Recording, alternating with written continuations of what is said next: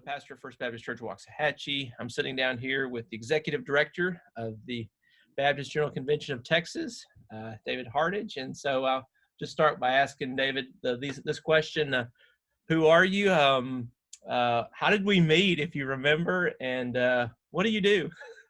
So yeah, David Hardage, Executive Director of the Baptist General Convention of Texas. I've been in this role for 8.5 years. It's hard to believe. But I met you, David, several years before that when you were pastoring in Austin. And I think I was working at Truett Seminary at the time. And I just stopped by to meet a Truett grad, say hi, and ask for some money.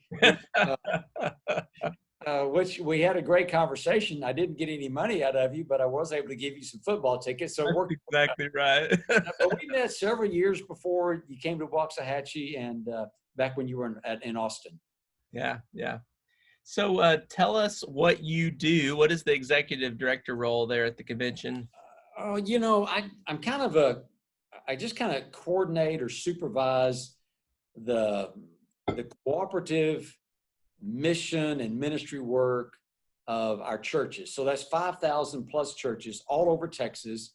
Each one of them decides for themselves what amount of money of their church receipts they send our way. We pool all that together, and then we do mission work all over Texas and some beyond, and then all kinds of ministries. And really everything we do, we try to have focused on either the Great Commandment of loving God and loving others, or the Great Commission, where the command is to make disciples. So we're a loving God, loving other convention, and we know we're in the disciple-making business. So that's a real quick nutshell, but that's what we do. And I kind of supervise all of that.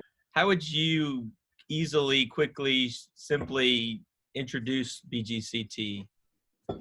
Well, anything that, I describe it like this. We help a church do whatever it does. So, for example, there at First Baptist Waxahachie, if you needed someone to come in and kind of just train your people on how to share their faith, we have people who can come do that. And they do that all the time, all over the state.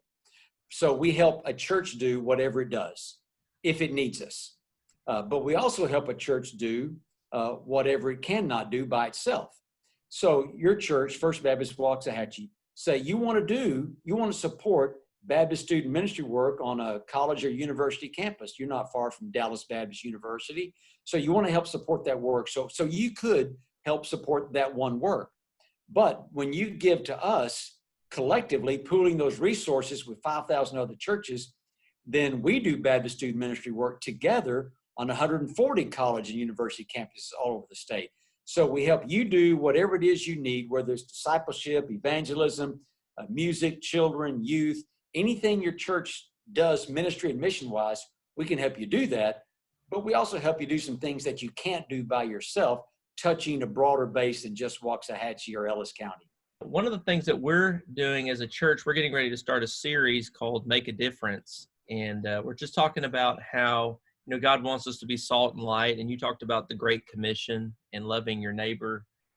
How would you describe to a church member how their gift in our local church goes to help make a difference in the world? Just take spring break, for example. You've got, say, down on the coast, the Gulf Coast, South Padre Island, Texas. 30,000 college students show up there for spring break. But collectively, our Texas Baptist Convention, we send 700-800 college student missionaries to make a difference at spring break on the island by sharing the gospel with all those college students who've come. So we make a difference in their communities. We make a difference around the state. We do mission work all up and down the Rio Grande River, from Brownsville to El Paso, both sides of the river, all kinds of mission needs, where it's medical missions or, building needs, whatever that might be.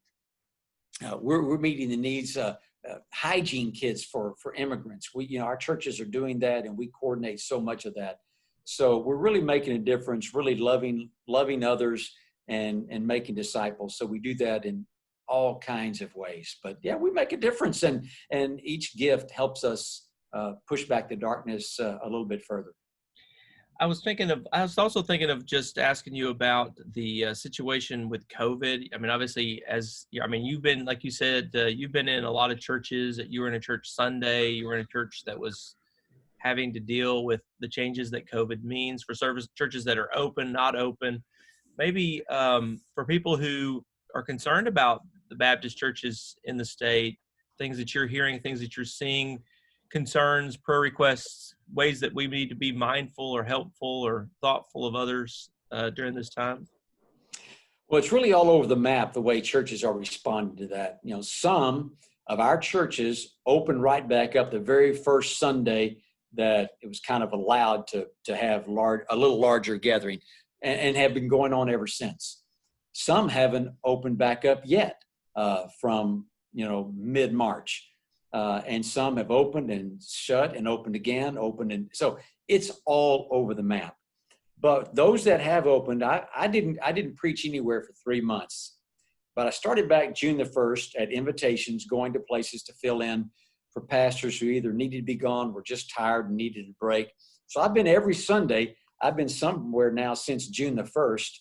And I would say that most of our churches are really doing a pretty effective job of being very careful.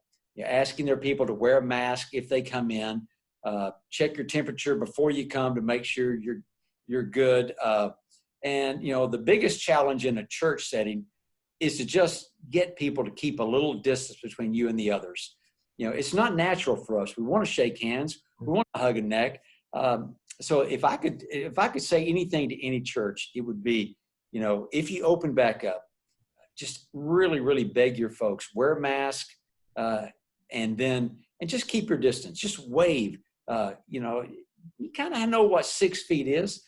Keep your distance. Find your place. Enjoy the service. And then when you walk out the door, wash your hands and be careful about that. But those two things of wearing a mask and keeping distance do make a difference. And we can do church if we choose to do so, and give your pastor a break.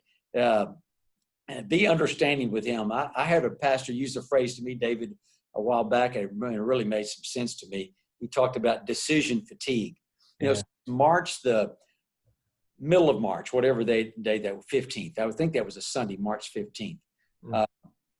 Since then, pastors have had to make so many decisions, and it's just wearing on them. So if you think your church hasn't opened up soon enough, you think your church opened up too soon, whatever you might think, give your pastor a break on that.